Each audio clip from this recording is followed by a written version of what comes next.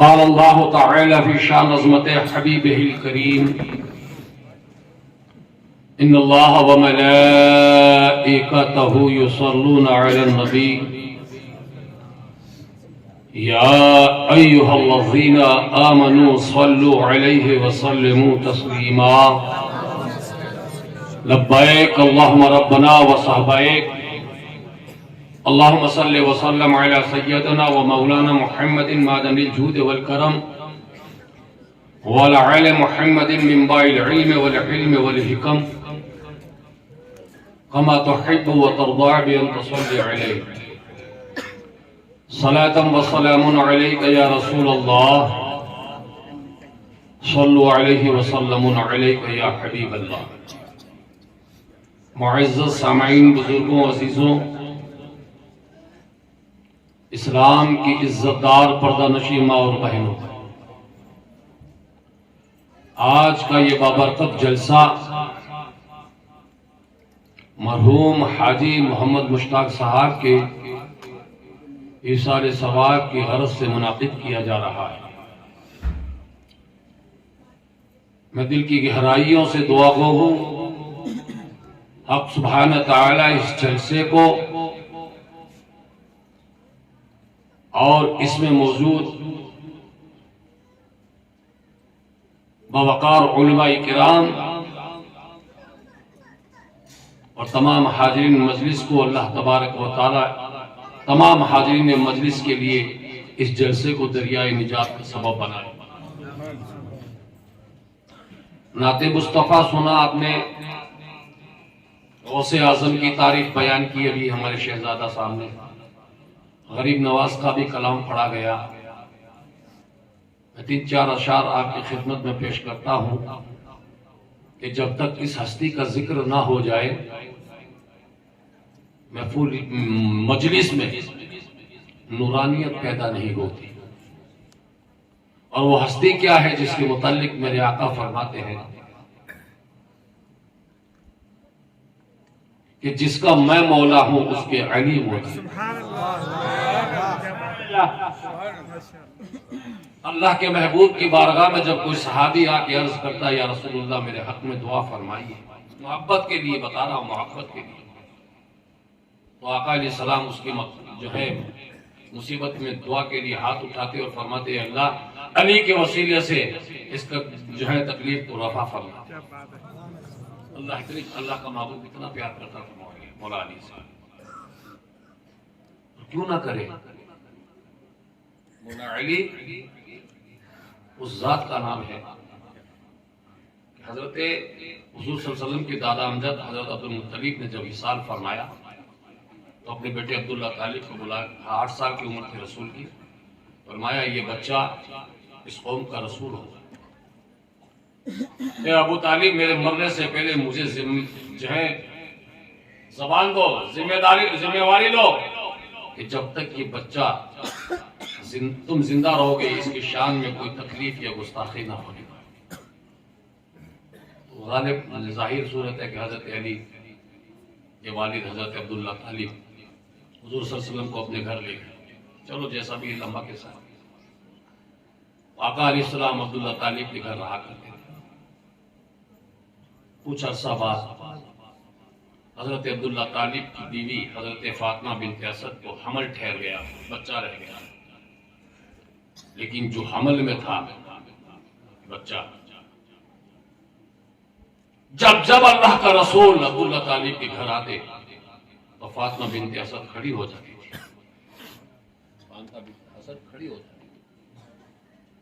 حضرت عبداللہ طالب نے بیوی سے کہا کہ محمد بن عبداللہ صلی اللہ علیہ وسلم تو روزانہ ہی آتے جاتے تھے، مگر اب کیا سبب ہے کہ تم ان کو دیکھ کر کھڑی ہو جاتی ہے؟ بولے مجھے بھی معلوم نہیں، اندر سے حرکت ایسی ہوتی ہے کہ میں کھڑے ہونے پہ مجبور ہو جاتی ہوں.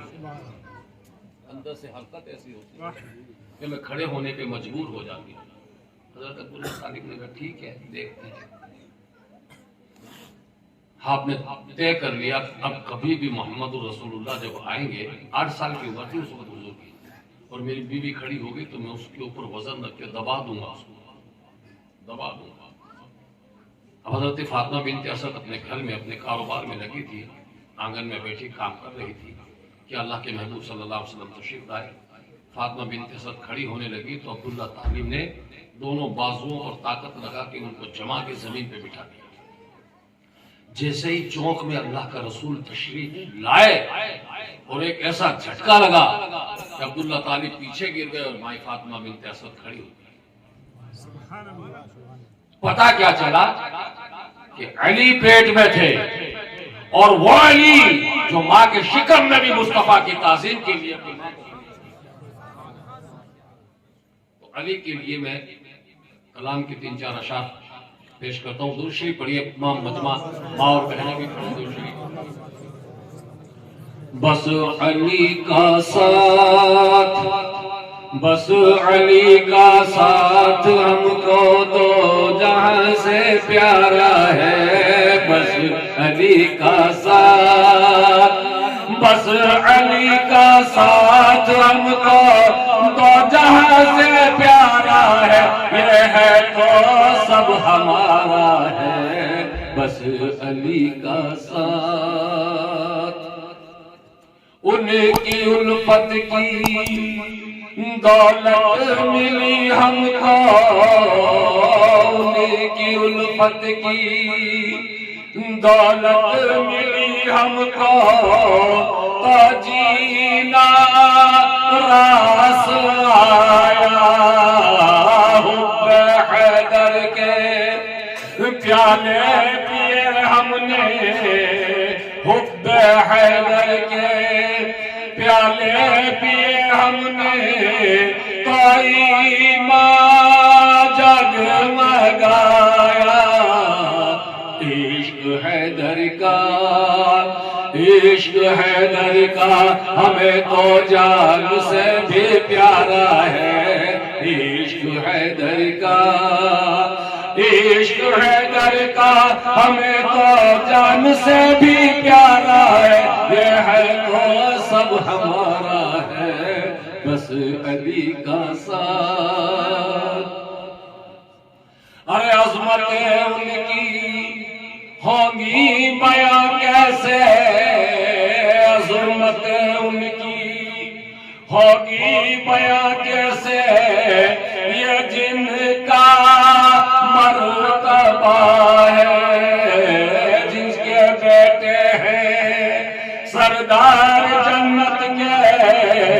جس کے بیٹے ہیں سردار جنت کے دلہن خیر النساء ہے. وہ علی مولا وہ علی مولا کہ جس کا گھر ہی مولا ہے.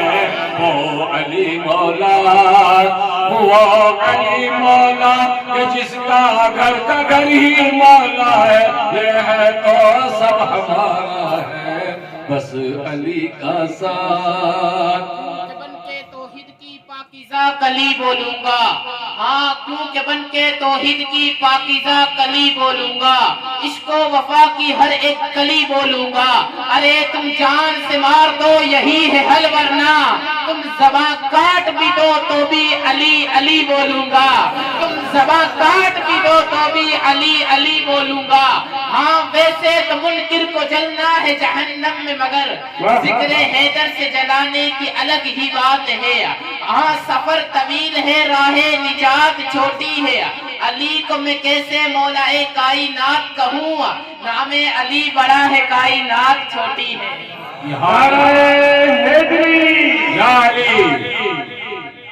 یہاں ایسے حضرات بھی بیٹھے ہیں جو ہر جمعہ کو علی کو یاد کرتے ہیں. علی جمعہ کی نماز کے بعد گڑ اور چنے کھایا کرتے. آج بھی اگر تم مشکل کو آسان کرنے کے لیے جمعے کی نماز کے بعد گڑ اور چنے پہ نیاز لگا کے خود بھی کھاؤ بچوں کو بھی کھاؤ. کیونکہ اس شعر کے حوالے سے پیش کرتا ہوں.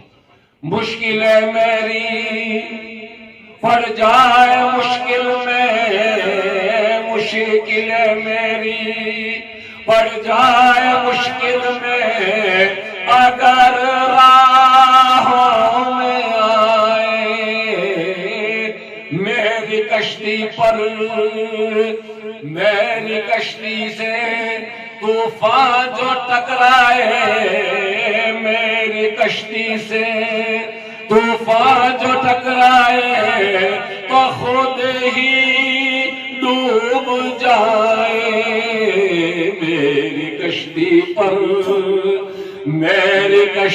پر علی مشکل کشا کا سایہ ہے، میری کشتی پر علی مشکل کشا کا سایہ ہے، یہ ہے سب ہمارا ہے بس علی کا ساتھ۔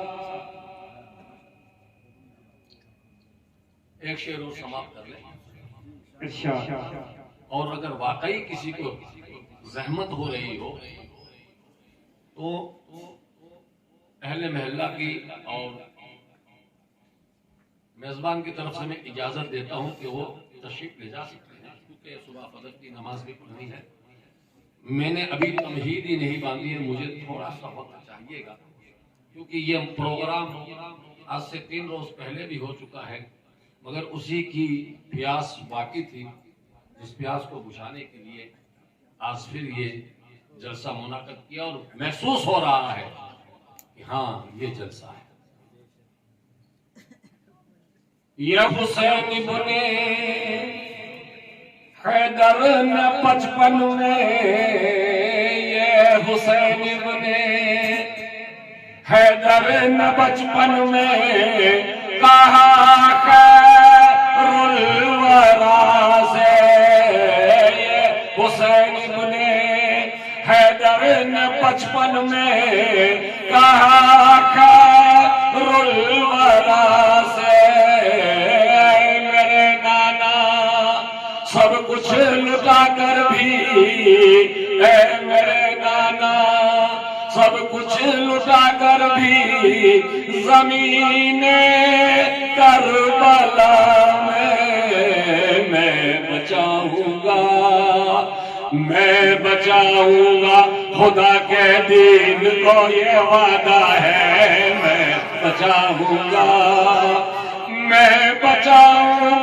خدا کے دین کو، یہ وعدہ ہے، یہ ہے تو سب ہمارا ہے بس علی کا ساتھ۔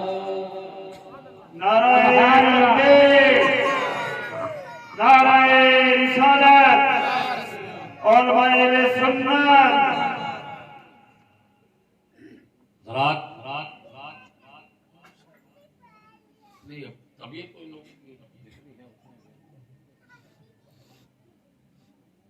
یہ محفل عیسیٰ سوال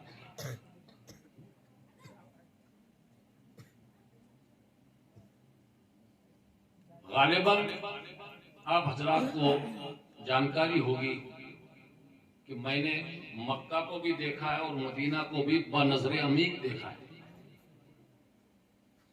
اور یہاں حجاز کرام بھی تشریف فرمائے، مکے کو بھی دیکھا ہے۔ مکہ میں کیا ہے تو مکہ کے لوگ روایت کرتے ہیں کہ میاں مکہ بھی شان والا ہے اور مدینہ بھی شان والا ہے، مکہ بھی عزت کی جگہ ہے، مدینہ بھی عزت کی جگہ ہے، مکہ بھی پاک ہے، مدینہ بھی پاک ہے، مکہ بھی عظمت کا نشان ہے، مدینہ بھی عظمت کا نشان ہے، مکہ مکہ المکرمہ ہے، مدینہ مدینہ المنورہ ہے، مکے میں اللہ کا گھر ہے، مدینے میں رسول اللہ کا گھر ہے، مکہ میں حضرت خدیجہ ہے، مدینہ میں حضرت فاطمہ ہے، مکہ میں بیت جبار ہے، مدینہ میں یاروں کا یار ہے، مکہ میں لڑائی حرام ہے، مدینہ میں جدائی حرام ہے، مکہ میں غار ہیرا ہے، مدینہ میں گنبد خجرہ ہے، مکہ میں جلال خدا ہے، اور مل کے کہہ دو مدینہ میں جمال خدا۔ سبحان اللہ، نعرہ تکبیر، نعرہ رسالت۔ میرے پیارے آقا صلی اللہ علیہ وسلم، مکہ کی مدینہ کی مسجد میں جلوہ گر ہے، مجمع صحابہ کرام کا لگا ہوا ہے، آپ نے بڑے بڑے واعظ سنے ہوں گے، بڑی بڑی تقریریں سنی ہوں گی، بڑے بڑے علماء کو سنا ہوگا، لیکن فقیر جامی بتاتا ہے کہ اس اجتماع پر حوران جنت بھی رشک کرتے تھے، جس اجتماع میں بولنے والا نبی تھا اور سننے والا علی تھا۔ میرے آقا فرماتے ہیں میرے پیاروں یاروں جانثاروں آسمان و رشد و ہدایت کے ستاروں، میں اللہ کا آخری نبی بن کر آیا ہوں، دنیا انسانیت کے لیے رہنما ہوں، اللہ کا یار ہوں، امت کا غمخوار ہوں، مدینے کا تاجدار ہوں، اور کہہ دو کل نبیوں کا سردار ہوں۔ جو بات میرے نبی کہہ دے وہ حق ہے، جو بات میرے نبی کہہ دے وہ حق ہے، کیونکہ میرے نبی صرف نبی نہیں ہے، میرا نبی شمس الضحیٰ ہے، بدر الدجا ہے، نور الہدا ہے، کافی الورا ہے، اور اس کی تعریف کرنے والا تو خود خدا ہے۔ سبحان اللہ سبحان اللہ۔ فرماتا ہے قرآن مقدس میں، حافظ تشریف فرمائے، حافظ صاحب تھوڑا ادھر ہو لیجیے، آپ کو کوئی پیٹ لگے نہ، حافظ کو پیٹ دینا اور سید کو پیٹ دینا جائز نہیں ہے۔ ہم نے پرسوں کے مجمع میں بھی دیکھا سید زیادہ پیچھے بیٹھے ہوئے ہیں، لوگ آگے بیٹھے ہیں۔ آیا حضرت امام احمد رضا خان فاضل بریلوی رحمۃ اللہ علیہ، اس زمانے میں ٹیکسی اور تانگے کا زمانہ نہیں تھا، پالکی پہ بٹھا کر کے آدمی سفر کرتے تھے، دو ملا پکڑتے تھے۔ اعلیٰ حضرت کو اپنے گھر سے امام باڑے جانا تھا بریلی شریف میں، تو واقعہ یاد آ گیا، حضرت وہیں کے پڑھے لکھے ہیں، تو اعلیٰ حضرت نے سواری کے لیے پالکی منگوائی، آپ پالکی میں بیٹھ گئے، دو پیچھے آدمی ہوتے، دو آگے ہوتے، پالکی لے کے چلے، لیکن ان پالکی کے جو کندھا دینے والے تھے اس میں ایک سید تھا، اس میں ایک سید تھا۔ میں بتانا چاہتا ہوں آپ کو، آپ صرف لاشا مت سمجھو، آپ نسبت دیکھو تعلق کہاں سے ہے۔ سونے کی اگر ایک کڑی ٹوٹ کے گر جائے نا تو اس کو آپ چھوڑ نہیں دیں گے، کیونکہ اس کا رشتہ اس جنجیر سے ہے جسے سونے کی کہا جاتا ہے۔ تو اعلیٰ حضرت کچھ دور چلنے کے بعد آپ نے کہا پالکی نیچے رکھو، پالکی نیچے رکھی، باہر نکل گئے، کہا تم چار کندھا دے رہے ہو پالکی کو، مجھے تم چاروں میں ایک میں سے سید کی خوشبو آ رہی ہے، مجھے بتاؤ تم میں سے سید کون ہے؟ اب سید زیادہ مزدوری کر رہے تھے، شرم سے خاموش رہے، تو اعلیٰ حضرت نے فرمایا کہ میں اس کے نانا کا واسطہ دیتا ہوں، بتاؤ تم میں سے سید کون ہے؟ تو سید زیادہ باہر آئے، بولے حضور میں ہوں۔ فرمایا میری زندگی برباد ہو گئی، کیوں؟ میں اعلیٰ حضرت عاشق رسول سید کے کندھے پر بیٹھ گیا، حضور مجھے معاف کرنا۔ میں بولے صاحب میری مزدوری ہے، بولے مجھے معاف کیجیے، بولے حضور معاف کیا، بولے معافی ایسے نہیں، آپ پالکی میں بیٹھیے، جتنی دور تم مجھے لے کے آئے ہو اتنی دور میں تمہیں، یہ عشق ہوتا ہے، ہم تو زبان سے عشق لے رکھا ہے۔ تو عرض یہ کر رہا تھا کہ اللہ عز و جل قرآن میں ارشاد فرماتا ہے وَرَفَعْنَا لَكَ ذِكْرَكَ، اے نبی ہم نے تمہارے لیے تمہارے ذکر کو بلند کر دیا۔ کیسا بلند کیا دیکھیے، اور افعین اللہ کا ذکر، پیارے ذکر کرنے والا میں، جس کا ذکر کروں وہ تو، شان دینے والا میں، لینے والا تو، مسرت کی چادر دینے والا میں، وہ چادر میں گناہگاروں کو چھپانے والا تو، پیارے جنت میری، مالک تو، کوثر میرا، ساقی تو، کلام میرا، زبان تیری، تخلیق میری، تفسیر تیری، قدرت میری، رحمت تیری، بخشش میری، شفاعت تیری۔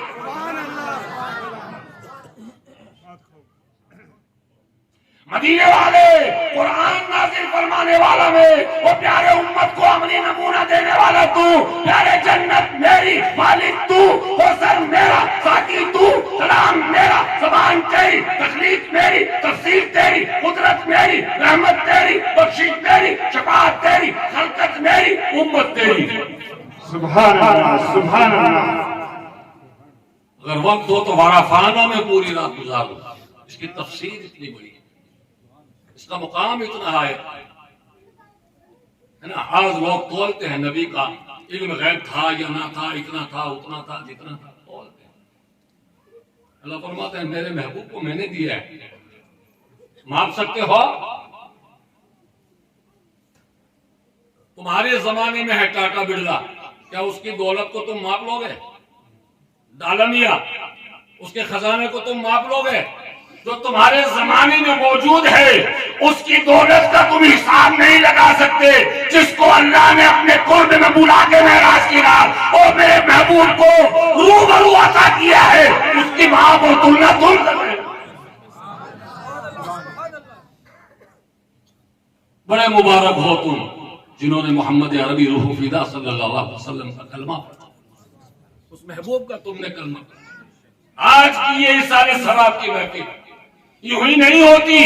کتنے ڈاکٹر, کتنے ماسٹر, کتنے منتری, کتنے جنتری, کتنے سنتری, کتنے علماء, کتنے مفتیان دنیا سے رخصت ہو گئے. اس سارے ثواب کی محفل ان کے مقدر میں نصیب نہ ہوئی.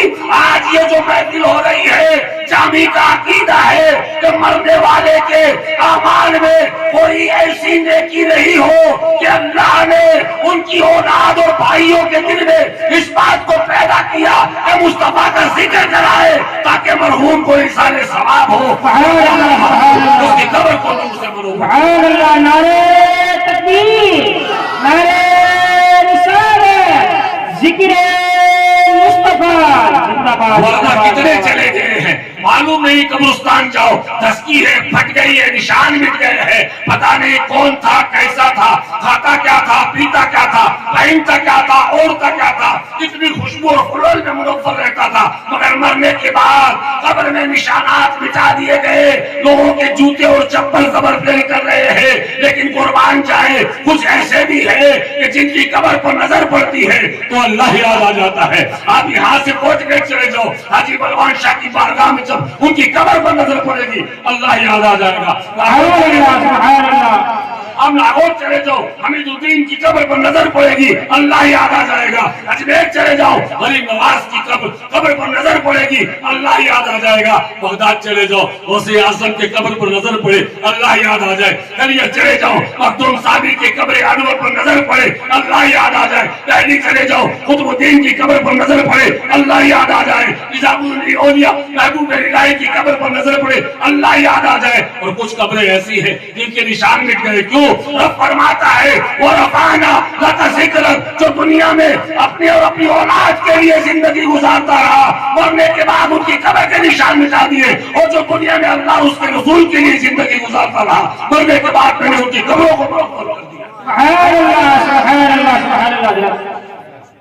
مرنے کے بعد ان کی قبریں منور ہو جاتی ہیں. جیسا علامہ منصور صاحب نے ابھی فرمایا کہ لوگوں زندگی میں ماں باپ کا حق نہیں اتار سکتا زندگی میں. ہاں ایک بات بتاؤں, اللہ کے محبوب سرور کائنات صلی اللہ علیہ وسلم کی خدمت میں ایک صحابی آیا, عرض کی یا رسول اللہ, اس دنیا میں سب سے زیادہ مجھ پر حق کس کا ہے؟ اس دنیا میں سب سے زیادہ مجھ پر حق کس کا ہے؟ آقا نے برجستہ کہا ماں کا. اے مردوں, تم پر دنیا میں سب سے زیادہ اگر حق کسی کا ہے ماں کا ہے. بگڑ جاؤ گے, بیوی کا نہیں ہے. نبی نے نہیں کہا ارے برابر ہے بھائی, برابر لے کے چل رہا ہوں. برابر نہیں کر سکتا, ہے ہی نہیں تو برابر. اللہ کے محبوب نے ماں ہی کو درجہ دیا ہے تو بیوی برابر کیسے آتی ہے؟ لیکن آج شوہروں کا یہ عالم ہو گیا, نوجوانوں کا یہ عالم ہو گیا. ذمہ داری سے عرض کر رہا ہوں کہ جب گھر میں آتا ہے کام سے, دھندے سے, مزدوری سے, ڈیوٹی سے, تو پہلے بیوی سے ماں کی 4 چغلی سنتا ہے. پہلے بیوی کے زبان سے ماں کی 4 چغلی سنتا ہے, اس کے بعد ماں کے پاس جاتا ہے. صحابی نے عرض کی حضور, عورتوں میں سب سے زیادہ دنیا میں حق کس کا ہے؟ عورتوں کے لیے سب سے بڑا حق کس کا ہے؟ فرمایا اس کے شوہر کا. سب سے زیادہ شوہر کا حق ہے. تو ذمہ دار نہیں ہو سکتی تو خدمت گزار بنا کے بھیجی گئی.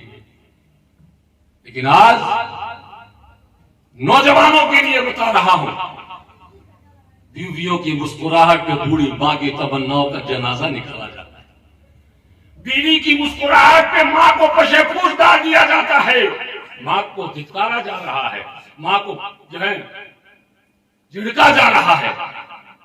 مسلمانوں غور کرو, ہم کیا تھے کیا ہوگا؟ ہماری پہچان کیا تھی؟ آپ ذرا غور کریں، ایک شخص سفید کوٹ پہنا ہوا اور گلے میں ایک آلہ ڈالا ہوا، جب ہمارے سامنے آئے تو ہم پہچان جائیں گے یہ ڈاکٹر ہے، یہ پہچان ہوتی نا۔ کالا کوٹ پہنا ہوا، چھوٹی سی ٹائی لگایا ہوا، سامنے آئے تو پہچان گئے یار یہ وکیل ہے، یہ ڈاکٹر ہے۔ آدمی کی ایک نظریے سے پہچان ہوتی ہے۔ ہماری پہچان کیا ہے؟ محلوں میں گندگی دیکھو، لوگ کہیں گے یقیناً یہ مسلمان کا محل ہے۔ زبان پر ماں بہن کی گالی دیکھو، لوگ کہہ دیں گے یقیناً یہ مسلمان ہے۔ کیونکہ ایک زمانہ تھا ہمارے چہروں پر داڑیاں ہوتی تھی، سر پر ٹوپی، لوگ پہچانتے کہ یہ مسلمان ہے۔ مگر آج داڑیاں صاف ہے، سر ننگے ہیں۔ علماء کا یہ عالم ہے کہ وہ باتھ روم میں ننگے جاتے ہیں، جبکہ سرکار سر ڈھک کے جایا کرتے۔ رومال ڈالو سر پہ، بیت الخلا جاؤ، استنجا بنانے جاؤ، رومال ڈالو، کیونکہ شیطان کے ٹھولے مارنے کی جگہ نہیں ہے۔ سنت ہے یہ، لیکن ہم بھول گئے۔ پہچان کیا ہے؟ ٹوپی، داڑھی، مسلمان ہے۔ مگر آج کا دور کیا ہے؟ پہچان جاؤ گے مسلمان تو دور سے لڑائی ہو لوگ جان لیں گے مسلمان ہے، بدتمیز ہے لوگ پہچان گے شاید مسلمان ہے۔ آج ہماری پہچان یہ ہو گئی، ورنہ ہماری پہچان کیا تھی؟ وہ یہودی ایک راستے سے گزر رہے تھے اور راستے میں گزرتے گزرتے انہوں نے دیکھا کہ راہ میں ایک پتھر پڑا ہوا ہے۔ ایک یہودی نے کہا یار اس راستے میں پتھر ڈالا ہے، کس نے ڈال دیا ہے؟ تو دوسرا کہنے لگا شاید اس راستے سے کوئی مسلمان نہیں گزرا، شاید اس راستے سے کوئی مسلمان نہیں گزرا۔ کیوں؟ فرمایا اگر مسلمان گزرتا تو اس کے نبی کا سنت ہے راہ کا پتھر اٹھا کر کے کنارے رکھا جائے۔ پتہ کیا چلا؟ ہماری پہچان مصطفیٰ کے سنتوں سے ہوا، ہماری پہچان تھی، ہمارا جذبہ تھا یہ، جو آج ہمارے درمیان سے رفع ہو گیا۔ مسلمانوں، ہمارے امام صاحب پیر لال شاہ صاحب مدرس اللہ نوری ابھی کچھ ہی عرصہ پہلے باغبانوں میں ایک اصالہ ثواب کی محفل میں ہم شریک ہوئے تھے اور میں نے بیان کیا تھا۔ حالانکہ یہ لوگ تو عالم لوگ ہیں تو ان کو تو بیان معلوم ہے کہ زبان بدل جاتی ہے، طریقہ اور تجویز بدل جاتی ہے، بات کو اپنے اپنے طریقے اور انداز سے بیان۔ تو میں نے وہاں باغبانوں میں بیان کیا کہ میں نے اپنے شیخ طریقے سے کہا امام صاحب، میں بولا حضور آج کل ڈر لگنے لگ گیا۔ بولے کہے گا؟ میں بولا عمر ڈھل رہی ہے، قبر کا راستہ قریب آ رہا ہے، ڈر لگتا ہے۔ میں مشتاق صاحب کے عزیز و اقارب سے کہنا چاہتا ہوں اس بات کو غور سے سوچیں، میرا ڈر لگنے لگا۔ کیوں؟ عمر ڈھل رہی ہے۔ کسی شخص نے دیکھا اس کی بیوی کے 26 سالہ جنم دن کا لوگوں نے جشن منایا، لیکن اس کا آدمی رو رہا ہے۔ بیوی نے کہا لوگ میری جنم دن کی خوشی منا رہے ہیں، تمہاری آنکھوں میں آنسو کیوں ہے؟ فرمایا ان کو احساس نہیں ہے، مجھے احساس ہے۔ کیوں؟ فرمایا ان کی نظر میں تو تیرا 26واں جنم دن ہے، میری آنکھوں میں آنسو اس لیے ہے کہ میں دیکھ رہا ہوں تیری زندگی کا 1 سال کم ہو گیا۔ میں نے کہا مجھے بھی ڈر لگتا ہے کہ زندگی کا 1 سال کم ہوگا۔ تو آپ نے فرمایا اچھا یہ بتا تیرا ابا حضور کا ہے؟ میرے ابا کا انتقال ہو گیا، اماں میں ان کا بھی انتقال، دادا میں وہ بھی چلے گئے، دادی چلی گئی۔ اچھا تو یہ بتا یہ غریب نواز، میں بولا یہ بھی گئے، غوث اعظم چلے گئے، صحابہ چلے گئے، ڈرتا کائے کو ہے؟ سارے وہیں گئے، تم بھی تو انہیں کی طرف جائے گا جو اپنے تھے۔ لیکن آج موت سے ڈر لگتا ہے نا؟ ڈاکٹر نے کہتے ہیں نا کھانا نہیں کھانا ہے، 7 دن کھانا نہیں کھانا، انفیکشن ہو جائے مر جائے گا تو کھانا نہیں کھائے گا، اور اللہ فرماتا مرے گا نہیں جب تک میں موت نہ دوں، مسجد میں آجا نہیں جائے گا۔ ڈاکٹر کو اللہ مانا قرآن کہتا ہے یا ایھا الذین آمنوا اتقوا اللہ، اے ایمان والو اللہ سے ڈرو۔ ہم نے اس سے ڈرنا چھوڑ دیا، ڈاکٹر سے ڈرنا شروع، حکیموں سے ڈرنا شروع کر دیا۔ خوف الہی مل گیا ہمارے پاس۔ بولے یار جانا تو اپنے والوں کی طرف ہے، ڈر کا گئے چلے جا، لیکن یاد رکھ ان کو تحفے بھیجا کر، جو تیرے چلے گئے ہیں اپنے پیارے بڑے ان کو تحفے بھیجا کر۔ یہ کیا آپ نے 1.25 مہینے کو بھیج دیا، 10ویں کو بھیج دیا تو دکھاوا ہے دنیا داری، بلکہ تو روز تحفے بھیجا کر۔ میں بولا اس سے بہت فائدہ۔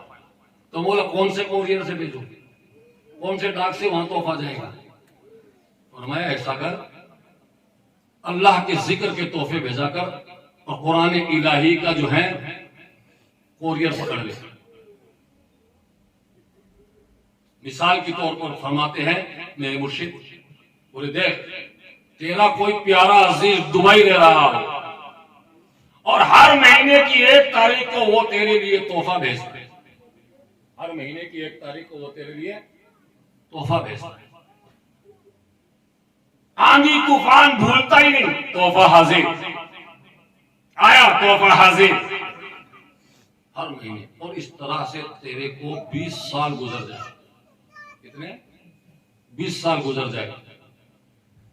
اور 20 سال کے بعد اچانک یہ خبر آئے کہ آج وہ آ رہا ہے جو ہر مہینے مجھے تحفے بھیج رہا تھا، اور وہ میرے گھر پہ مہمان بن کر کے آ رہا تھا. وہ میرے گھر پہ مہمان بن کر کے آ رہا ہے. تو بتا تو انتظام کیسا کرے گا؟ ارے صاحب میں تو پورا گھر سجا دوں گا، قالین بچھاؤں گا، پورے رشتے داروں کہوں گا آج وہ آ رہا ہے جو 20 سال سے کبھی مجھے بھولا نہیں، ہمیشہ ہر مہینے کی 1 تاریخ کو لو بھائی تحفہ لاتا تھا.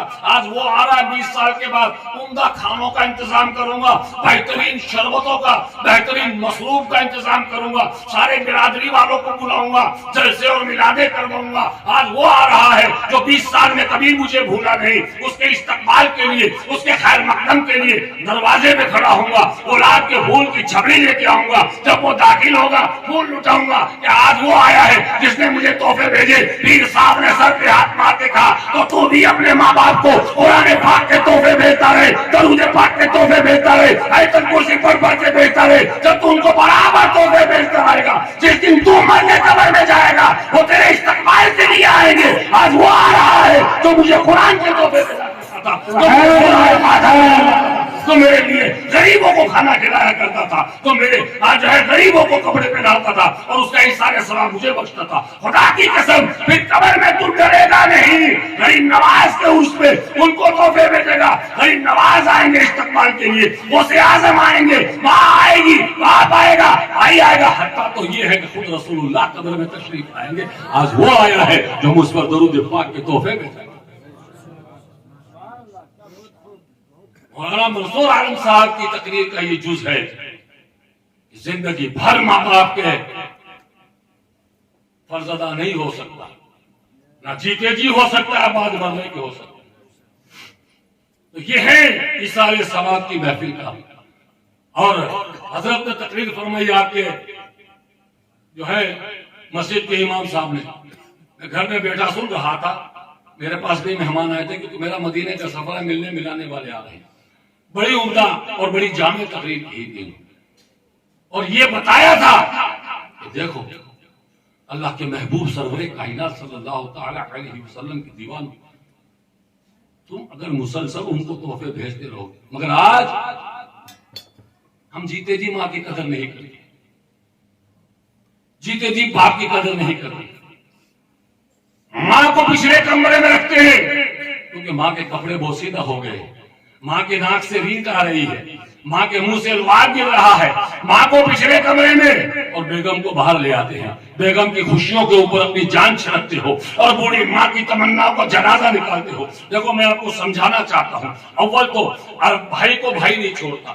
اگر اچھا بھائی ہو اپنے بھائی کو کبھی نہیں چھوڑے گا، لیکن چھوڑ دے، کہیں چھوڑ دے، ایسا وارتلاب ہے دنیا کا، بھائی نے بھائی کو چھوڑ دیا تو باپ نہیں چھوڑتا. بھائی بھائیوں میں اگر تنازع ہے تو باپ نہیں چھوڑتا، باپ دونوں پر برابر نظر رکھے گا. لیکن کئی ایسی نالائق اولاد ہو کہ باپ بھی چھوڑ دے، وہ مت دکھا مجھے، لیکن اس کے بعد بھی ماں نہیں چھوڑتی. بولو چھوڑتی؟ پہلے تو اچھا بھائی بھائی کو نہیں چھوڑتا، چھوڑ دے باپ نہیں چھوڑتا، اور باپ بھی چھوڑ دے ماں نہیں چھوڑتی. بچہ کتنا ہی نالائق ہو، ماں کی آتما اس کے لیے جلتی رہے گی، ماں نہیں چھوڑے گی. ارے اپنی بیوی کی زبانوں پر ماں کی محبتوں کا جنازہ نکالنے والوں، اپنی ماں کی توہین کرنے والوں، ایک گلیوں کے نوجوانوں غور کرو. اپنے بھائی کو بھائی نہیں چھوڑتا، چھوڑ دے باپ نہیں چھوڑتا، باپ چھوڑ دے ماں نہیں چھوڑتی. لیکن ایک زمانہ ایسا آئے گا کہ ماں بھی ساتھ چھوڑ دے گی. کب؟ جب بیٹا مر جاتا ہے. کب؟ جب بیٹا مر جاتا ہے. بھائی کہتا ہے جلدی کرو، باپ کہتا ہے جلدی کرو، رشتہ دار کہتا ہے جلدی کرو، شام نزدیک ہے۔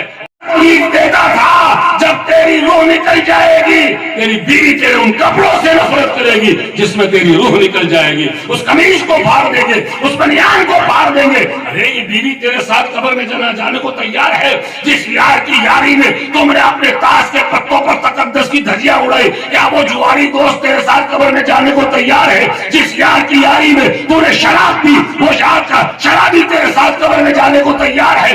ارے جس لونڈیا کے چکر میں تو نے کبیرہ گناہ کیے، وہ لونڈیا قبر میں جانے کو تیار نہیں، بھائی جانے کو تیار نہیں، باپ جانے کو تیار نہیں، ماں جانے کو تیار نہیں، میرے دوستوں کوئی جانے کو تیار نہیں۔ میرا دل ہل گیا الہی، پھر اس اندھیری کوٹری میں، اس اندھیری کوٹری میں، اس کالے گھر کے اندر مڑوں بھر مٹی کے نیچے، مولا مجھے سکون کیسے ملے گا، مجھے شانتی کیسے ملے گی، مجھے وشواس کیسے آئے گا، مجھے تسلی کیسے ملے گی؟ آواز آئی وما ارسلناک الا رحمۃ للعالمین، اے امتی نہ گھبرا، ساری دنیا جہاں تیرا ساتھ چھوڑ دے گی اس قبر میں تیرا مصطفیٰ اپنا چہرہ دکھانے کے لیے۔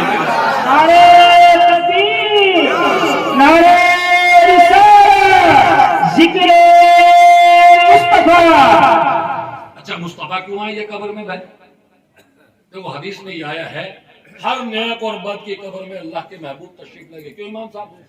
میں ایک طالب علم کی حیثیت سے بیان کر رہا ہوں، دو علماء میرے پیچھے بیٹھے ہوئے، میں مدرسے کا بچوں، یہ اساتذہ ہیں، میرے استاد ہیں، لیکن آپ ان سے پوچھو جہاں اگر میں غلط بول رہا ہوں ٹوک دے مجھے۔ میں آپ کو بتانا چاہتا ہوں رسول قبر میں کیوں آئیں گے، کیا ضرورت پڑی ہے؟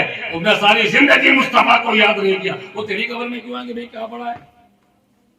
غور کرو، جب اللہ کا رسول صاحب الاولاق صلی اللہ علیہ وسلم معراج کی رات تشریف لے گئے اللہ کے قرب میں، اور جو ہی پہنچے جلدی کرنے لگے، مولا اجازت دے جاؤں جاؤں جاؤں۔ شاید کہتا ہے شعر ہے کہ دل میں عشق محمد ہو یارا،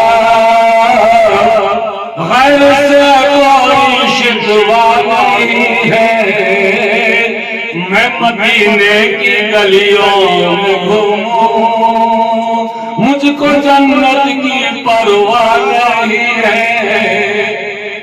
جب حضور معراج پر گئے اور جلدی سے لوٹنے کے لیے ضد کرے، اللہ اجازت دے جاؤں جاؤں جاؤں، تو شاعر نے اس منظر کو پیش کیا، بڑی محبت سے پیش کیا، اس شاعر کے لبوں کو چومو کہتا ہے لوٹنے کا ارادہ کیا جا، پھر خدا نے کہا تم نہ جاؤ، ٹھہرو ٹھہرو ذرا یا محمد، ہم نے جی بھر کے دیکھا نہیں۔ لیکن جلدی کیوں کر رہے ہیں؟ اللہ کے رسول کو جب سارے نبیوں کی امت کے عذاب کے بارے میں بتایا گیا قرآن کے ذریعے، کس نبی کی امت کو کیا سزا ملی، کیا عذاب ہوا، تو حضور لرز رہے تھے، گھبرا رہے تھے، کیونکہ اللہ کے نبی کو کائنات میں سب سے زیادہ اگر کسی سے محبت تھی تو وہ امت سے تھی۔ آپ نے ایک دن پوچھا اے اللہ کیا میری امت پر بھی عذاب ہوگا؟ فرمایا ہاں محبوب، اگر تیری امت گمراہ ہو گئی تو وہ بھی عذاب میں ڈالی جائے گی۔ تو آپ نے جیسے ہی سنا کہ امت کو بھی عذاب ہو سکتا ہے، سر کو سجدے میں لگا، رونے لگے، اتنے روئے، بھائی فاطمہ رضی اللہ عنہا فرماتی ہے کہ آنسوؤں سے آپ کے رخسار پر زخم ہو گئے، اتنے روئے، صحابہ کی جان نکلتی ہے، کون اٹھائے کون روکے، سرکار سجدے رو رہے، آنسو چل رہے، دریا بہہ رہا ہے۔ بھائی فاطمہ کے پاس گئی، ہماری ہمت نہیں، تم اٹھاؤ۔ جیسے ہی میں فاطمہ نے کہا بابا صبر کرو، بات کیا ہے؟ سر اٹھا کہا بیٹی فاطمہ میری امت کے لیے مغفرت کی دعا کر۔ پھر سجدے سے رو رہے ہیں، آواز آئی ارفع راسک یا محمد، اٹھاؤ سجدے سے، دوں گا جو مانگو گے دوں گا۔ قرآن فرماتا ہے وَلَا سَوْفَ يُعْطِيكَ رَبُّكَ فَتَرْضَىٰ، اتنا دوں گا کہ تو خوش ہو جائے اپنے رب سے، اتنا دوں گا کہ خوش ہو جائے۔ اس بات کو ذہن نشین کر لینا، بہت جلدی میں تقریر ختم کروں گا، بس یہ یاد رکھے اللہ نے فرمایا اتنا دوں گا کہ تو خوش ہو جائے۔ سر کو سجدے سے اٹھاؤ، اور میرے محبوب وعدہ ہے جب تک تو تیری امت میں ہے میں عذاب نازل نہیں کروں. جب تک تو تیری امت میں ہے. اس کے لیے ہمیں فیسلٹی ملے. ابھی تو ہمارے سور جیسے ہم ہو جاتے بندروں کی طرح دوڑتے ہیں. محمد الرسول اللہ کی رحمت کا وسیلہ ہے کہ آج ہمارے چہرے سلامت ہیں. اللہ اکبر کبیرہ والحمدللہ کثیرہ وسبحان اللہ بکرۃ واصیلہ. فرمایا جب تک تو اللہ کے رسول جب معراج پر گئے تو آپ کو یہ جملہ ستا رہا تھا کہ اللہ نے وعدہ کیا جب تک تو تیری امت میں ہے عذاب نازل نہیں کروں گا. میں یا اللہ کے پاس اس کے قرب میں بیٹھا اور مست ہو جاؤں پیچھے سے کہیں امت پر عذاب نہ آ جائے. اس لیے اصرار تھا مولا جائیں مولا جائیں مولا جائیں. رب نے کہا اتنی گھبراہٹ کیوں ہے؟ بات آگے تو کہہ دو اجازت ہے. اتنی گھبراہٹ کیوں ہے؟ کہا یا اللہ میری امت سے قبر میں سوال و جواب کرے گا. فرمایا ہاں. اللہ کتنے سوال ہوں گے؟ غور سے سننا آپ میری بات سمجھ میں آ رہی ہے کیا؟ طبیعت لگ رہی ہے؟ یا اللہ کتنے سوال ہوں گے؟ فرمایا 3. اللہ پہلا سوال کیا ہوگا؟ میں اسے پوچھوں گا تیرا رب کون ہے؟ من ربوں کا رب کون؟ جواب کیا ہے؟ رب اللہ. میرا رب اللہ ہے. بولو میرا رب یاد کر لو شاید صبح کو موقع مل جائے گا جواب دینے. میرا رب اللہ. دوسرا سوال ما دینوں کا تیرا دین کیا ہے؟ میرا دین اسلام ہے. تیسرا سوال ما کنت تقول هو فی هذه الرجوع. یہ 3 سوال ہوں. تو آقا نے کہا مولا میری امت میں بہت سے ولی ہے محبوبین خدا ہے پہلے سوال کا جواب دے دیں گے لیکن ایک محلہ شیخان میں اور سرخیلان میں مولانا جامی بھی رہتا ہے. شاید قبر میں بھٹکا ہوا آ جائے پہلے سوال کا جواب نہ دے سکے تو مولا اسے پھیل مت کرنا. اسے پھیل مت کرنا. دوسرا سوال پوچھ لینا. ایگزامیشن ہال میں ایگزام دینے والا ایگزام لینے والا 2 کے علاوہ تیسرا رہے گا. ایک پرچہ بھی ساتھ نہیں لے جانے دیتے. تعویذ بھی کھول لیتے ہیں. ایگزامیشن ہال میں کوئی نہیں سوال کرنے والا اور جواب دینے والا. اب وہ قبر کی اندھیری کوٹری میں منکر نکیر سوال لے رہے ہیں میں جواب دینے کے لیے. اے اللہ نیکوکار جواب دے دیں گے مگر میری امت کو دیکھ رہا ہوں ایسے ایسے بدکار آئیں گے گناہگار آئیں گے. مولا پہلے سوال کا جواب نہ دے تو پہلے سوال میں فیل نہ کرنا دوسرا سوال پوچھ لینا. دوسرا سوال مہدیوں کا دین کیا ہے؟ اللہ نے فرمایا دوسرے کا بھی جواب نہ دیا تو میرے رب رحم کر. اے رحمان الرحیم دوسرے کا جواب بھی نہ دے تو بھی پھیل مت کرنا تیسرا پوچھ لینا. تو بھی پھیل مت کرنا تیسرا پوچھ لینا. ارے مولانا ضیاء الدین صاحب کی خانقاہ کے مسافر سنو نیند آ رہی ہے تو جاگو تیسرا پوچھ لینا کیونکہ تمہیں مجھے سب کو ضرورت. اچھا ایگزامیشن کا جو فارم آتا ہے پرچہ آتا ہے امتحان گاہ میں اس پہ لکھے 5 سوال تو اس کے اوپر ایک لائن لکھی بھی ہوتی ہے. شاید پڑھے لکھے لوگ بھی ہیں یہاں. کسی 5 سوالوں میں 3 کے جواب ابھی واری ہے لازم کیوں ایسا لکھا ہوا تھا. تو رب نے فرمایا پھر پیارے سن ان 3 سوالوں میں آخری سوال کا جواب لازم ہے. 2 میں جواب نہ دے چھوڑ دوں گا. تیسرے سوال کو اگر نہ دیا تو جہنم میں ڈال دوں گا. کیوں؟ فرمایا میرے پیارے تیسرا سوال ہی تیری ذات سے ہے. بتا محمد الرسول اللہ کے بارے میں کیا عقیدہ تھا. تیسرا سوال نبی کی شان میں اس کو نہیں دیا تو پھر بخشا نہیں جائے گا. پھر قبر میں پھپیڑے مار دوں گا. قبر کو گناہ جو ہے جہنم کی آگ کے انگاروں سے بھر دوں گا. تیسرے کا جواب ضروری ہے. اب نبی نے اپنی رحمت کا مظاہرہ کرتے ہوئے کہا اچھا تیسرے کا جواب ضروری ہے. فرمایا ہاں تو مولا تیسرے سوال پہ میرے امتی کی قبر میں مجھ کو بھیج دینا. کوئی ایگزامیشن ہال میں جائے نہ جائے سوال جب محمد ہے اور جواب بھی محمد ہے مولا امتی کی قبر میں بھیج دینا تاکہ امتی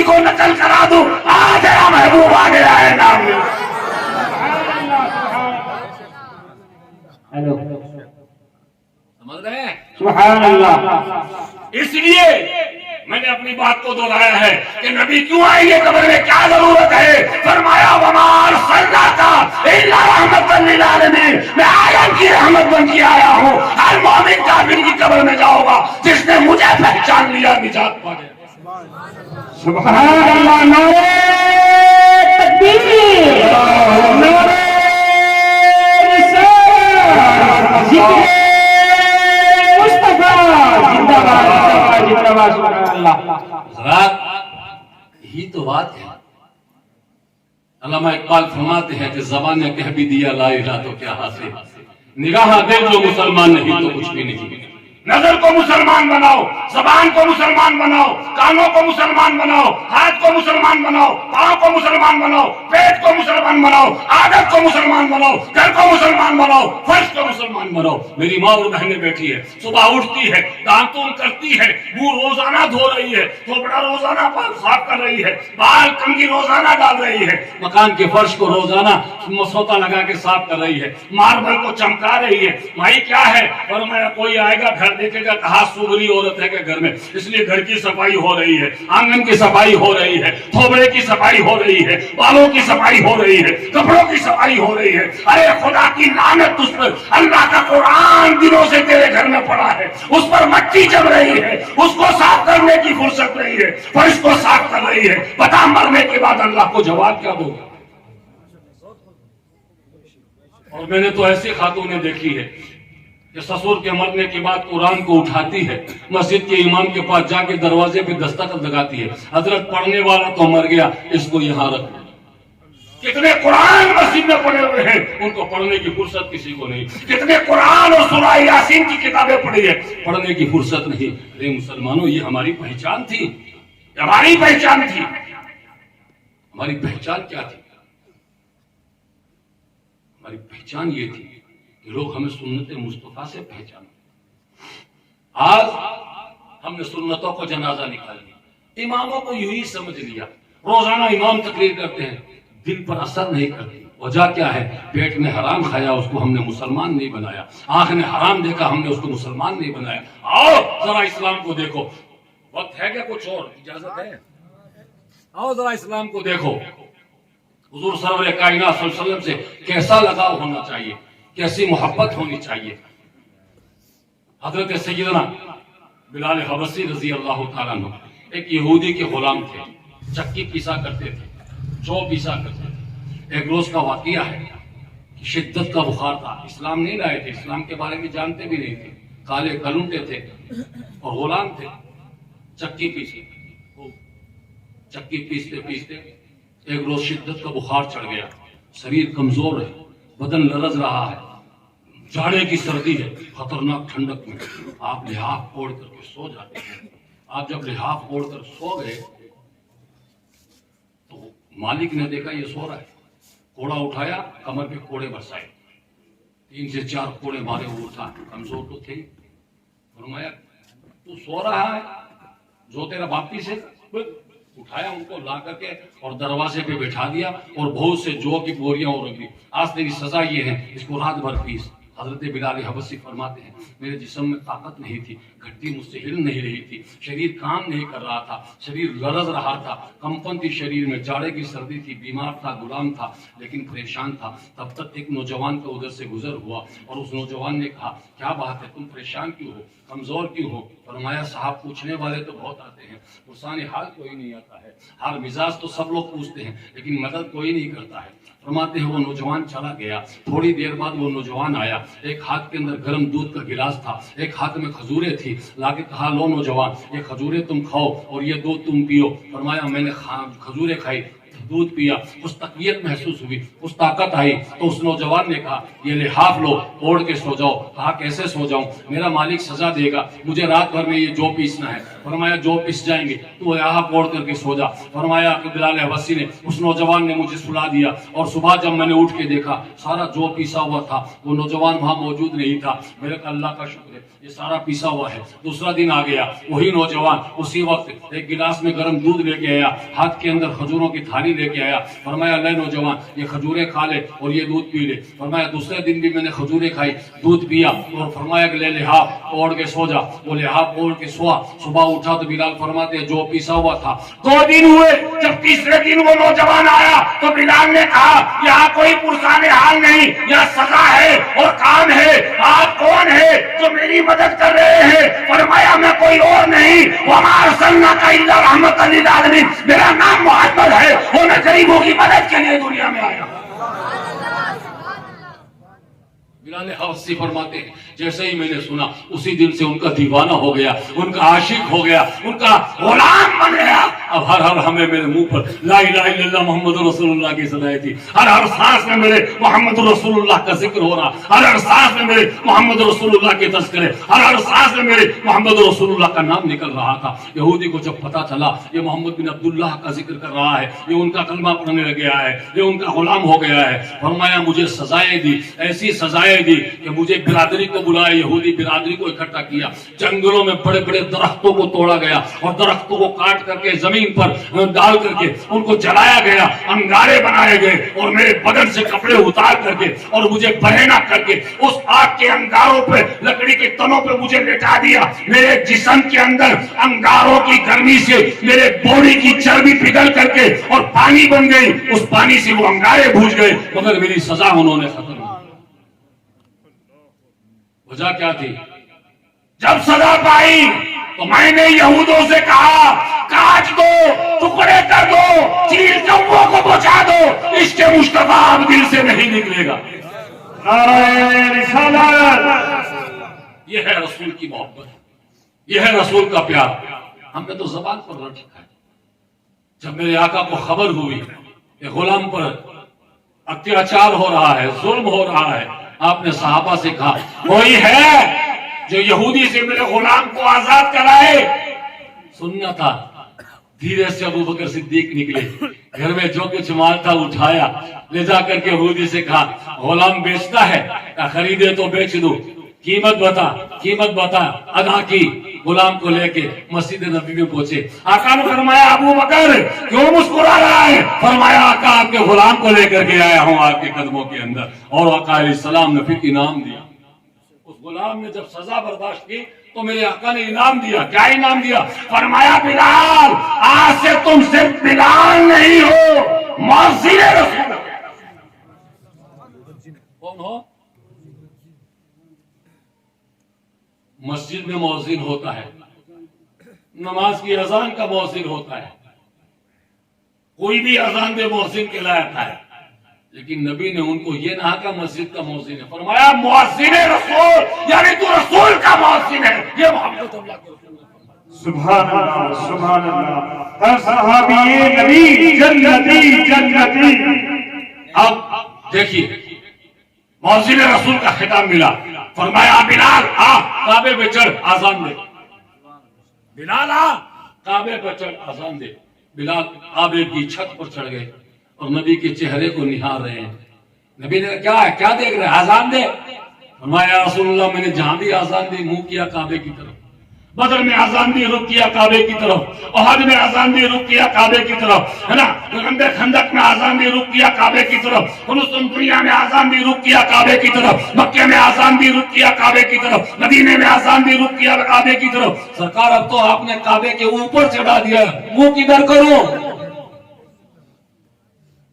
میرے آقا نے فرمایا بلال کیا پوچھتے ہو, جہاں بھی آذان دی رخ کیا کعبے کی طرف, مدینے میں آذان دی رخ کیا کعبے کی طرف, بدر میں آذان دی رخ کیا کعبے کی طرف, احد میں آذان دی رخ کیا کعبے کی طرف. بلال اب کیا دیکھتا ہے؟ میں نبی نے تجھے کعبے پہ چڑھا ہے, اب اپنے نبی کی طرف رخ کر کے آذان دے. حدیث کے الفاظ جب اپنے نبی کی طرف رخ کر کے آذان دے. کیا مطلب؟ اشارہ فرما دیا اگر تم کعبے تک کی بلندیوں پہ چڑھ جاؤ تب بھی اپنے محبوب مصطفیٰ سے منہ مت موڑو. اپنے محبوب سے منہ مت موڑو. وجہ یہ تھی آذان دیتے تھے, بلال حبشی منبر پہ کھڑے ہو کر کے جہاں سرکار بیٹھتے تھے اشہد ان لا الہ الا اللہ کے بعد اشہد ان محمد رسول اللہ کہتے تھے تو جہاں نبی بیٹھے ہوتے تھے مسجد نبی میں تو اشارہ کر کے کہتے تھے اشہد ان محمد رسول اللہ، اشہد ان محمد رسول اللہ۔ لیکن ایک وقت ایسا تھا کہ اللہ کے رسول نے پردہ فرما لیا تھا اور بلال آذان کے لیے کھڑے ہوئے، جب محمد رسول اللہ کا نام لیا اور نبی کو بیٹھا نہ پایا تو آپ کا ہاتھ گر گیا، آپ پر خشی طاری ہو گئی، آپ بھی ممبر سے نیچے گر گئے، دیوانے ہو گئے، پاگل ہو گئے، مجنون ہو گئے، بھٹک گئے، جنگلوں میں چلے گئے، یمن کے جنگلوں میں چلے گئے، مہینوں سالوں جنگلوں میں۔ ایک روز درخت کے سائے میں لیٹے تھے کہ اچانک اللہ کے رسول نے خواب میں دیدار کرایا۔ فرمایا بلال لیٹے ہو؟ جی حضور۔ خواب میں رسول کو دیکھا مچل گئے۔ فرمایا بلال ساری کائنات میرے مدینے کو ترستی ہے، ہر روز 70,000 فرشتے لمحہ بہ لمحہ میرے امت خضرا کی حاضری بھرتے ہیں، جو فرشتہ ایک بار آتا ہے پوری زندگی دوبارہ اس کو آنے کی مہلت نہیں ملتی ہے۔ اے بلال وہ مدینہ جس کو کائنات ترستی ہے، مگر اے بلال میرا مدینہ تیرے قدموں کو ترس رہا ہے۔ جیسے ہی سنا چل دیے، مدینے کی طرف چل دیے، قدمے قدمے چلتے ہوئے آپ مسجد نبی کے سامنے پہنچے، گلی کوچوں میں دیکھ رہے ہیں، کیا میرے رسول کو دیکھا؟ کیا میرے محبوب کو نظر دیکھا آپ نے؟ میرے رسول ادھر سے گزرے؟ کیا میرا حبیب ادھر سے گیا؟ گلی کوچوں میں پوچھ رہے ہیں، تلاشتے تلاشتے مسجد نبی کے سامنے آ گئے۔ اب وہی گنبد خضرا نظر آ رہا ہے، وہی مینار نظر آ رہے ہیں، اور صحابہ کرام کی جم غفیر بھیڑ ہے۔ ساروں نے بلال کو دیکھا، سب کے چہرے نکھر گئے، اصرار کریں بلال آج آزان تم دو، بلال آج۔ نوجوان جو بچے تھے جوان ہو گئے، ان کی بھی طرف تھی کہ حضور کا مؤذن ہے، آج آزان ہمیں بھی سنا دو۔ بلال کا کوئی جواب نہیں۔ لوگوں نے کہا ہماری بات نہیں مانیں گے، چلو امام حسین کی بارگاہ میں، سیدنا امام حسین علیہ جدہ علیہ السلام کی خدمت میں لوگوں نے آ کے عرض کی کہ بلال آ گئے ہیں، اگر آپ کے کہنے سے آزان دے تو وہ گداز ہم پھر سننا چاہتے ہیں، وہ آواز ہم پھر سننا چاہتے ہیں۔ سیدنا امام حسین جب تشریف لائے اور لانے کے بعد بلال حبشی سے کہا آپ مؤذن رسول ہیں؟ تو آپ نے کہا شہزادے میں وہی مؤذن رسول ہوں۔ فرمایا خواہش یہ ہے کہ تم بچپن میں آزان سنتے تھے، آج جوانی میں آزان سننے کی آرزو ہے، جاؤ بلال آج آزان سنا دو۔ بلال نے کہا میں طے کر چکا محمد الرسول اللہ کے بغیر آزان نہیں کہوں گا، مگر سرکار اب آزان دینی پڑے گی، کیوں؟ مجھے اس لبوں نے حکم دیا ہے جس کو میرے مصطفیٰ بوسے دیا کرتے تھے، جسے میرے مصطفیٰ پیار کیا کرتے تھے، اس حلقوم سے آواز آئی ہے۔ آپ آزان دینے کے لیے کھڑے ہوئے اور محمد رسول اللہ کی منزل تک پہنچے تو بے ہوش ہو گئے، نیچے گر گئے، روح پرواز کر گئی۔ یہ عشق ہو جائے ہمارے پاس کہاں عشق ہے؟ مسلمانوں وقت زیادہ لیا ہے میں نے، اور میں چاہتا تھا کہ جو آپ کی تمنا ہے اتنا وقت دیا جائے، اور بہت زیادہ زبردستی اماموں کو بٹھانا بھی ٹھیک نہیں۔ انشاءاللہ زندگی باقی رہی تو آپ کے ساتھ پھر خطاب ہوگا۔ آپ ایسی محفلیں جماتے رہے محلوں میں، نوجوان طبقے کو کھڑا ہونا پڑے گا، بوڑھوں کے پاس تو خرچہ بھی نہیں رہا ہے، بھی تو الماری میں رکھ لیں۔ اگر تم نے یہ محفلیں سجانے کی عادت ڈالی، ہفتے سے 15 دن سے مہینے سے ایک جلسہ کرائیں گے تو وہ دن دور نہیں کہ یہ چھوٹے چھوٹے بچے بیٹھے ہیں نا، یہ تمہارے لٹکنے کے بعد میں تمہیں یاد کیا۔ اگر تم یہ عادت ان کو نہیں دے کے جاؤ گے نا تو یہ گلی ڈنڈے ہی کھیلیں گے اور تم قبر میں تھپیڑے کھاؤ گے۔ اس لیے بیدار ہو جاؤ، مذاق نہ سمجھو۔ جلسے ہم نے دیکھا بیکانیر شہر تو ایسا تھا کہ نور صاحب آپ نے دیکھا ہوگا اور بھی کئی بزرگوں نے دیکھا ہوگا، ہم سائیکلوں پر، آج بڑے بازار میں جلسہ ہے، تقریر ہے، فلاں سے مولانا آئے ہیں، لوگ ساری رات پنجاب گیروں کے محلے میں پیدل چلا کرتے تھے، آج فلاں جگہ پروگرام، آج فلاں جگہ جلسہ ہے۔ لیکن خدا کا کرم ہے کہ اللہ نے اس زمین کو علماء کی عزت کرنے والوں کو اتنے بیکانیر میں علماء دے دیے کہ گلی کوچے کے اندر ایک محلے کے اندر 4 مولوی بیٹھے، لیکن وہ جلسے ختم ہو گئے، وہ پروگرام ختم ہو گئے، وہ اصال ثواب کا زمانہ چلا گیا۔ لہٰذا آپ لوگوں کا بھی یہی حال ہوگا، قبریں ہماری بھی نام و نشان مٹا دیے جائیں گے، ہے نا، اور ہماری بھی مٹی ہٹا دی جائے گی۔ اس لیے مسلمانوں میری آپ سے گزارش ہے کہ اصال ثواب کی محفلیں کیا کرو، ذکر مصطفیٰ کی محفلیں کیا کرو، اور اپنے بچوں کو یہ تعلیم دے کے جاؤ کہ بیٹو دیکھو آج موبائل کا سلسلہ ہے، باپ نے ہاتھ میں لیا ہے، 2 سال کا بچہ موبائل چلا رہا ہے، باپ چھینے تو رونے لگ جائے کہ نہیں میں دیکھوں گا. وجہ کیا ہے؟ تم نے اس کی ایسی عادت ڈالی ہے. اگر تم اس کو دینداری کی عادت ڈالتے, تم ان کو ایمان کی عادت ڈالتے. ایک واقعہ مجھے یاد آ گیا, میں ختم کر رہا ہوں, سلام کے لیے کھڑے ہوتے. ایک واقعہ مجھے یاد آ گیا ہے کہ حضرت قطب الدین بختار کاکی رحمۃ اللہ علیہ کی ایک ذات مقدس ہے, دلی میں مہرول شریف میں آپ کی درگاہ ہے. آپ کی والدہ نے فرمایا جب آپ پیدا ہوئے 4 سال کے ہوئے تو ماں نے کہا بیٹے ابھی کالج اسکول نہیں بھیجنا ہے, سب سے پہلے اگر تجھے کچھ بنانا ہے تو محمد رسول اللہ کے دین کا سپاہی بنانا ہے. یہی مزاج ہمارا ہونا چاہیے. محلے میں مدرسے ہیں, مولوی سننے بڑے ہوئے ہیں, بچوں کو تعلیم نہیں دے رہے, قرآن نہیں دے رہے, فاتحہ کے لیے مولوی بلا لو. آج جنازے کے دن جو ہے غسل کا وقت آتا ہے, فقیر کو بلاتے ہو, غسل دلاتے ہو. دیکھو مہینے میں, سال میں 12 مہینے ہوتے. ایک چھوٹی سی بات ہے, یہ ذمہ داری سے کہوں, پیر صاحب معاف کرنا, آپ کا وقت لے رہا ہوں, اللہ آپ کو عزر عظیم دے مجھے وقت دینے کا. محلے کے اندر دیکھو سال کے 12 مہینے ہوتے ہیں. کوئی عورت جنوری کو مری ہے, جنوری 15 کو مری ہے, 16 کو مری ہے, 17 کو مری ہے, فروری میں مرا ہوا ہے. آدمی جو ہے عورت جو ہے مارچ میں مرے ہیں اور اپریل میں بھی مری ہے, اور آپ غور کریں, آپ مئی میں بھی مری ہے, جون میں بھی مری ہیں عورتیں, جولائی میں بھی مری ہے, اگست, ستمبر, اکتوبر, نومبر, دسمبر, 12 مہینے میں کسی نہ کسی مہینے میں کسی نہ کسی تاریخ کو کسی نہ کسی خاتون کا انتقال ہوا ہے. سمجھ رہے نا؟ اب عورتوں میں مہینے میں 7 دن ایسے ہوتے ہیں جو اس پہ غسل واجب ہوتا ہے, بلکہ فرض ہوتا ہے. 7 دن میں عورت کو اوپر غسل فرض ہوتا ہے. اب ہمارے گھر میں کسی خاتون کا انتقال ہوا, غسل دلانے والے کو تم نے بلا لیا اور غسل دلا رہی ہو, کہیں نہیں کہے گی اپنی روزی کو ٹھوکر مارنے کے لیے کہ میں ناپاک کو نہیں دلا سکتی, آگے غسل دلا کے چلی. جب وہ خود ہی پاک نہیں ہے, تیری ماں پاک کیسے ہو گئی, تیری بیوی پاک کیسے ہو گئی, تیرے گھر والی خاتون کیسے پاک ہو گئی؟ اس لیے اللہ کے رسول نے فرمایا اگر ماں کا انتقال ہو جائے تو بہو کی ذمہ داری ہے کہ خود پاک ہو کر کے اس کو غسل دلائے. باپ کا انتقال ہو جائے تو بیٹے کی ذمہ داری ہے کہ اپنے باپ کو غسل دلائے. یہ شریعت ہے, یہ شریعت ہے. لیکن ہم نہیں دلاتے, دوسروں پہ چھوڑ دیتے. ہمیں غسل دلانا آتا نہیں, تو پھر تم کیوں روز غسل کرتا, تو نماز پڑھنے کیوں جا رہا ہے؟ جب تیرے کو غسل نہیں آتا تو بھی پاک نہیں, اور تو پاکی کا غسل کر سکتا, وہی طریقہ اپنے باپ کو غسل دلانے کا جنازے. لیکن دوسروں کو بلاتے ہیں, ٹھیک ہے نا, 40 دن تک لے کے چلتے ہیں. عورتیں آتی ہے 40 دن تک چائے پانی ناشتہ کرتے ہیں برادری والے. جب 40 دن ہو جاتے ہیں حضرت, تو بیکانیر کی جہالت ہے, یہ ایک گھڑا لاتے ہیں, اس گھڑے کے اندر 7 طرح کے فروٹ ہوتے ہیں, مٹھائی ہوتی ہے, ٹھیک ہے نا, مرنے والے کے نام کے کپڑے, اور یہاں تک کہ جوتی بھی, چپل بھی لے آتے ہیں, فاتحہ والی تھالی کے پاس رکھ دیتے ہیں, چپل بھی فاتحہ لگا دے. میں تو کئی جگہ ایسی بھی گیا ہوں, ایک جگہ بیڑی کا منڈل لا کے رکھا فاتحہ. میں نے کہا میاں یہ کیا ہے؟ بولے ابا کو بہت پسند تھا, اس کے باپ نے مکان بنایا, رہ نہیں سکا, 3 مہینے بعد مر گیا تھا. میں تیرے باپ کو یہ بلڈنگ بھی پسند تھی, فاتحہ میں رکھ دے,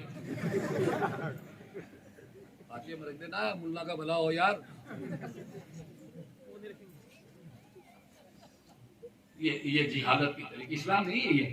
اب وہ گھڑا رات کو نکالا جاتا ہے. میری ماں اور بہنیں ذمہ داری سنے, ساری عورتوں کے چونچ رہے, آدمی نہیں کرے اس کی جان کھا جائے, خود سگن کر دیا, غلط کر دیا تم نے.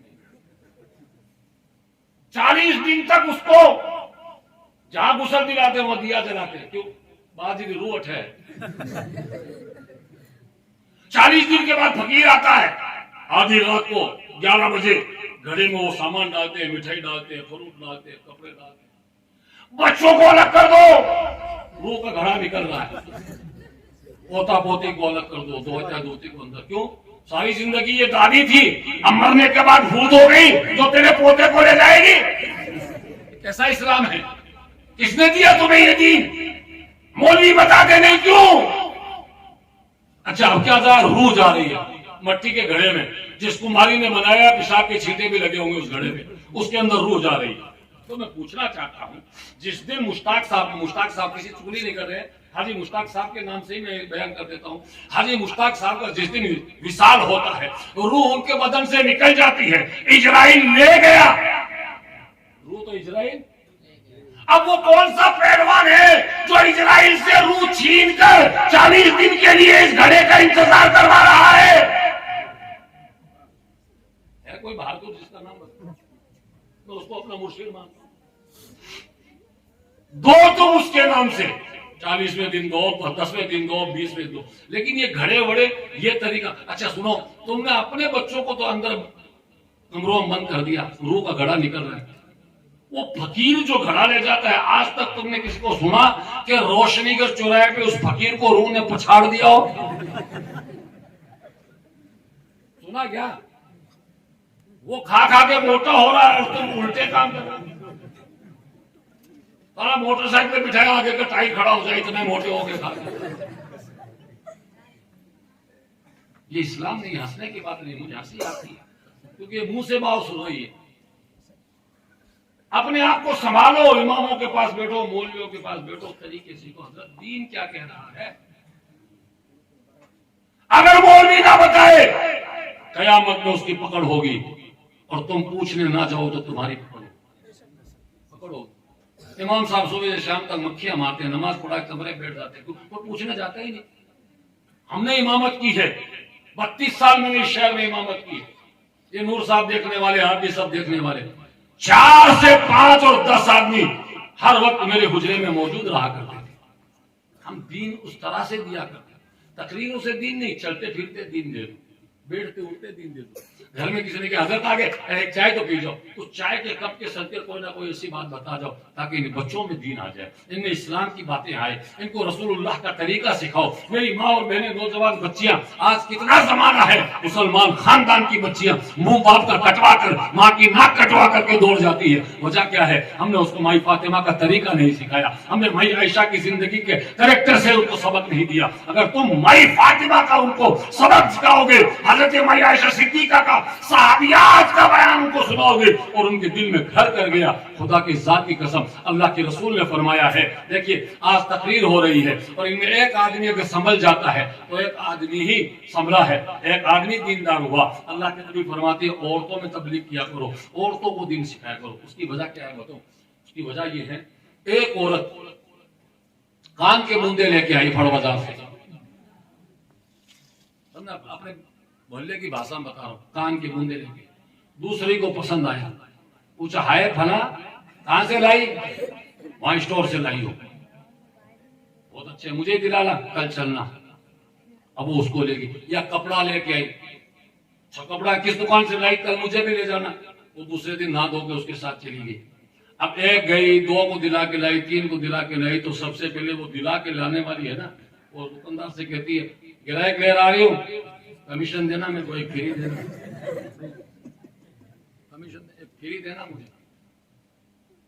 وہاں بھی ناجائز کھانے, فری دینا مجھے. اب ایک عورت نے کسی عورت کو کہہ دیا جمعرات کو نہیں نہانا چاہیے. کیوں؟ بولے بزرگاں نے میل جاوے, تو اتنی میلی ہوئی کیوں ہتی تتی کہ تیرا میل ہو گیا.